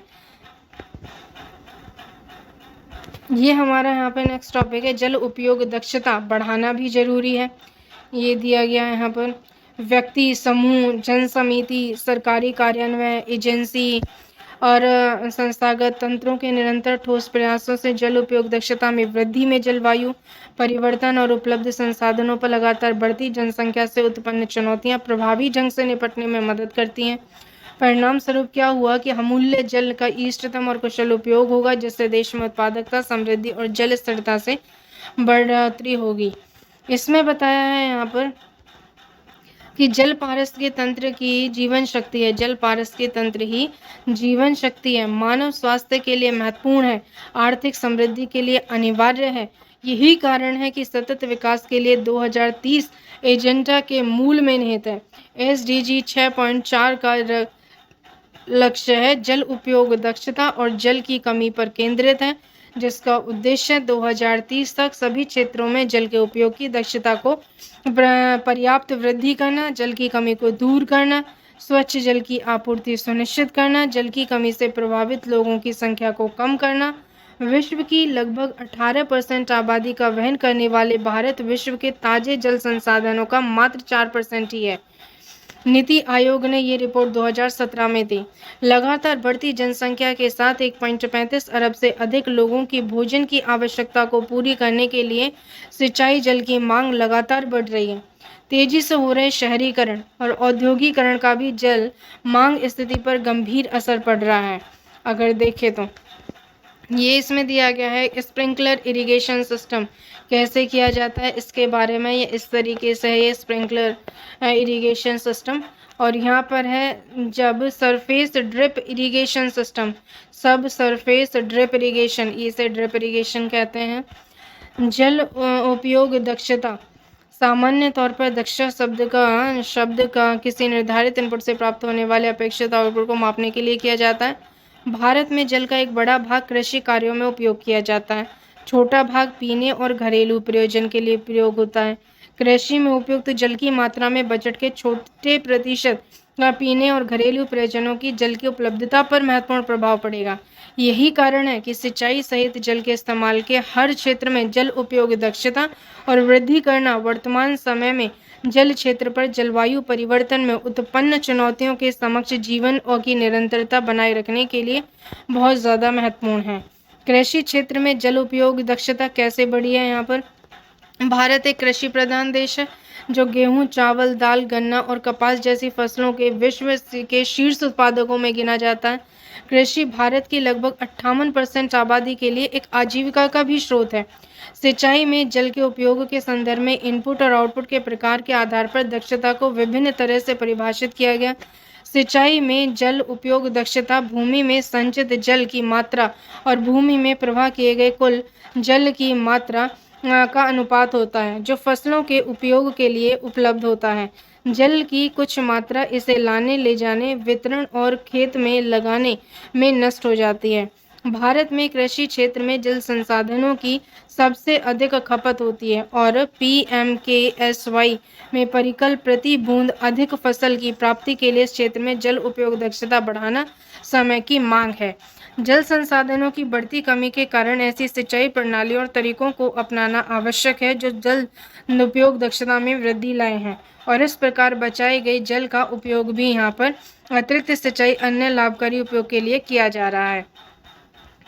अगर हम यहाँ पर देखें तो कृषि क्षेत्र में जल उपयोग दक्षता में सुधार के तरीके कैसे कैसे किए गए हैं। सूक्ष्म सिंचाई, पारंपरिक बाढ़ सिंचाई जिसकी जल उपयोग दक्षता 30 से 50% थी, तुलना में सूचना जिसमें ड्रिप सिंचाई शामिल हुई, इसमें दक्षता 80 से 95% है और साथ ही इसमें अनेक लाभ मिलते हैं, जैसे जल की बचत जो 30 से 60%, उपज में वृद्धि 40 से 75%, खरपतवार में कमी और फर्टिगेशन है। यहाँ पर फर्टिगेशन विभिन्न फलों और सब्जियों की फसलों से ज्ञात हुआ कि इस तकनीक में उर्वरकों में 75% की बचत होती है। भाग अप में 24 फसलें प्रणालियों के लिए ड्रिप सिंचाई फर्टिगेशन समय सारणी का मानवीकरण भी यहाँ किया जाता है। पलवार मिट्टी के ऊपर पॉलीथीन शीट और जैविक पदार्थों को फैलाकर पलवार करने से पौधे की जड़ के भाग में वाष्पीकरण नियंत्रित होता है। ये पलवार है। सूखा सहिष्णु फसलें क्षेत्र विशेष की जलवायु के लिए उपयुक्त फसलें उगाना एक और तरीका है जिसमें किसानों को प्रतिबूंद अधिक फसल मिल रही है। भ्राक्र अपने जल के विवेकपूर्ण उपयोग के लिए देश के विभिन्न कृषि जलवायु के क्षेत्रों में अनुकूल कुछ सूखा सहिष्णु अवधि की अनेक फसलें किस्मों के विकसित भी किया है। कम जल गहन फसलें कृषि में जल उपयोग दक्षता में सुधार के अन्य तरीके भी यहाँ पे दिखाए गए हैं। जल शक्ति मंत्रालय क्या कहता है? जल शक्ति मंत्रालय है यहाँ पे ये जानते हुए कि जल की हर बूंद अमूल्य है, भारत सरकार ने जल सुरक्षा को उच्च प्राथमिकता दी। जल के वैज्ञानिक प्रबंधन को भारत के आर्थिक विकास और पारिस्थितिकी तंत्र की स्थिरता के लिए महत्वपूर्ण माना जा रहा है। सरकार जल संरक्षण और इसके कुशल प्रबंधन के बारे में काफ़ी सक्रिय है। जल प्रबंधन से जुड़े अंतर विभागीय कार्यों को समय आयोजित करने के लिए भी 2019 में जल शक्ति मंत्रालय गठित किया गया था। उसके बाद में इन्होंने यहाँ पे मध्याह्न छिड़काव से बचकर सिंचाई के दौरान सीधे वाष्पीकरण को कम करें, ऊपर से छिड़काव करने की बजाय कैनोपी के नीचे पत्तियों का अवरोधन कम करें, अति सिंचाई के कारण अपवाह और अंतर श्रवण हानियों को कम करें, मल्चिंग द्वारा कतारों के बीच की पट्टियों को सूखा रखकर खाली मिट्टी से वाष्पीकरण को कम करें, खरपतवारों द्वारा होने वाले वाष्पों उत्सर्जन को कम करें, कतारों के बीच की पट्टियों को सूखा रखें, जहां ज़रूरत हो खरपतवार नियंत्रण के उपाय करें, फसल वृद्धि में बढ़ोतरी करें, क्षेत्र के लिए सबसे उपयुक्त विपणन योग्य फसलों का चयन करें, रोपण और कटाई के लिए इष्टतम समय चुनें, इष्टतम जुताई करें, उपयुक्त कीट परजीवी रोग नियंत्रण का उपयोग करें, जहां संभव हो वहां उर्वरक और हरी खाद डालें, भली भांति पोषित करें। बेहतर है कि सिंचाई के लिए जल आवश्यक पोषक दीर्घकालिक स्थिरता के लिए मृदा संरक्षण के तरीके अपनाएं। जल स्तर की ऊंचाई और लवण संचय के लिए शुरुआती संकेतों का भी यहाँ लाभ ले सकते हैं। कृषि क्षेत्र में जल दक्षता बढ़ाने के लिए भारत सरकार की पहल। भारत सरकार ने प्रधानमंत्री कृषि सिंचाई योजना को शुरू किया। इसमें केंद्रीय प्रायोजित योजना है। इसमें केंद्र और राज्यों को हिस्सेदारी 75% और 25% है, जिसमें 90 और 10% इसके उद्देश्य रखे गए हैं। फील्ड स्तर पर सिंचाई में निवेश अभिसरण प्रदान करना, सुनिश्चित सिंचाई के तहत कृषि भूमि को बढ़ाना, जल की बर्बादी को कम करने के लिए खेत में जल के उपयोग की दक्षता में सुधार करना और परिशुद्ध सिंचाई और अन्य जल बचत प्रौद्योगिकियों को अपनाने में वृद्धि करना। त्वरित सिंचाई लाभ कार्यक्रम भारत सरकार ने 1996-97 के दौरान ऐसी प्रमुख माध्यम सिंचाई परियोजनाओं को केंद्रीय ऋण सहायता प्रदान करने के लिए शुरू किया है। यहाँ पर PMYK तो ये है ड्रिप एंड ट्रिकल सिंचाई पद्धति, ये इस तरीके से यहाँ पे की जाती हैं। ये यहाँ दे रखिए। उसके बाद में आता है विभिन्न सिंचाई प्रणालियों में जल उपभोग, कमान क्षेत्र विकास और जल प्रबंधन। हर खेत को पानी। भारत सरकार ने 1974 और 75 में सिंचाई क्षमता और उपयोगी सिंचाई क्षमता के बीच ये तब शुरू की थी। इस कार्यक्रम के प्रस्तावित ऑन फॉर्म विकास और ये कुछ बारे में बताया गया है। इसके में हर खेत को जल घटक इसमें शामिल है। हर खेत को पानी जुलाई 2015 में शुरू किया गया था। ये आरंभ किए गए PMKYS इस मिशन में उद्देश्यों में जल का कुशल उपयोग किया गया। हर खेत को पानी इसका उद्देश्य है। प्रति बूंद अधिक फसल, ये भी इसका यहाँ पे एक उद्देश्य है, शामिल है इसमें प्रति बूंद अधिक फसल। कृषि सहकारिता किसान कल्याण मंत्रालय के ये अधीन है। राष्ट्रीय जल मिशन है जो कि 30 जून 2008 को शुरू किया गया था। भारत के माननीय प्रधानमंत्री द्वारा जलवायु परिवर्तन पर राष्ट्रीय कार्य योजना के तहत जल मिशन को स्थापित किया गया। 5 लक्ष्यों को चिन्हित किया गया है। इसमें जल के उपयोग की दक्षता को कम से कम 20% सुधार करना राष्ट्रीय जल मिशन के सबसे महत्वपूर्ण लक्ष्य में से एक है, और इस लक्ष्य को प्राप्त करने के लिए कृषि, उद्योग और घरेलू क्षेत्र जल के उपयोग की दक्षता को बढ़ाने के लिए यूज़ किए जाते हैं। यहाँ पर औद्योगिक क्षेत्र में जल उपयोग दक्षता, आधारभूत अध्ययन, जल उपयोग दक्षता ब्यूरो सबके बारे में यहाँ दिया है। सही फसल अभियान शुरू हुआ। राष्ट्रीय जल मिशन ने कृषि क्षेत्र में जल उपयोग दक्षता बढ़ाने के लिए सही फसल अभियान नामक अभियान भी शुरू किया है, जिसके अंतर्गत जल की कमी वाले क्षेत्रों में किसानों को ऐसी फसलें उगाने के लिए प्रेरित किया जा सके जो जल की अधिक खपत नहीं करती, बल्कि जल का बहुत कुशलता से उपयोग करती हैं, आर्थिक रूप से लाभकारी हैं, स्वास्थ्यवर्धक, पौष्टिक और यह जैसे सिंचाई, मिट्टी की नमी संरक्षण आदि पर किसानों में जागरूकता पैदा करना, उन्हें धान, गन्ना आदि फसलें खपत वाली फसलों से हटाकर मक्का, ज्वार आदि फसलों की खेती की ओर उन्मुख करना था। ये सब इन्होंने यहाँ पे बताया है। नहीं है जल तो नहीं है फसल, कम जल लें तो सही फसल करें, ये सब इन्होंने यहाँ पे नारा भी दिया था। इसके लिए कुछ यहाँ पे डाटा भी दिया गया है जिसके बारे में बताया है। औद्योगिक क्षेत्र में जल उपयोग दक्षता में वृद्धि के लिए भारत सरकार की पहल बेंचमार्किंग अध्ययन शुरू किया। भारत सरकार ने बेंचमार्किंग माध्यम इसके लिए जल उपयोग दक्षता बढ़ाने के लिए राष्ट्रीय जल मिशन ने TERI the Energy and Resources Institute को भारत में औद्योगिक जल उपयोग दक्षता बढ़ाने के लिए नीति आवश्यक सहायता के लिए बेंचमार्किंग औद्योगिक जल उपयोग अध्ययन का कार्य सौंपा। यह अध्ययन चरण 1 में 2 औद्योगिक क्षेत्रों और ताप विद्युत संयंत्र और कपड़ा उद्योग पर ध्यान केंद्रित करेगा। इसके बारे में यहाँ पर बताया है। घरेलू क्षेत्र में जल उपयोग दक्षता में वृद्धि के लिए भारत सरकार की और भी पहले हैं कुछ। जल कुशल नलसाजी उत्पाद भारत सरकार ने बनाया है, जल कुशल नलसाजी उत्पाद। उसके बाद में और यहाँ पर दिया है कि आवास और शहरी मामलों का मंत्रालय में अमृत मिशन, इसकी भी यहाँ शुरुआत की गई थी। उसके बाद में जब हम इन सबको मिलाकर कंक्लूजन पर देखें तो यहाँ हमें मिलता है कि व्यक्ति, जनसमूह, समिति, सरकारी कार्यान्वयन एजेंसी ठोस प्रयासों द्वारा जल के उपयोग और दक्षता में वृद्धि से जलवायु परिवर्तन और उपलब्ध जल संसाधनों पर लगातार बढ़ती जनसंख्या से उत्पन्न चुनौतियों से प्रभावी ढंग से निपटने में मदद कर रही हैं। अब इसमें हमारे यहाँ पे नेक्स्ट टॉपिक आता है 2023 यानी कि जल संबंधी वैश्विक प्रतिबद्धताओं का वर्ष।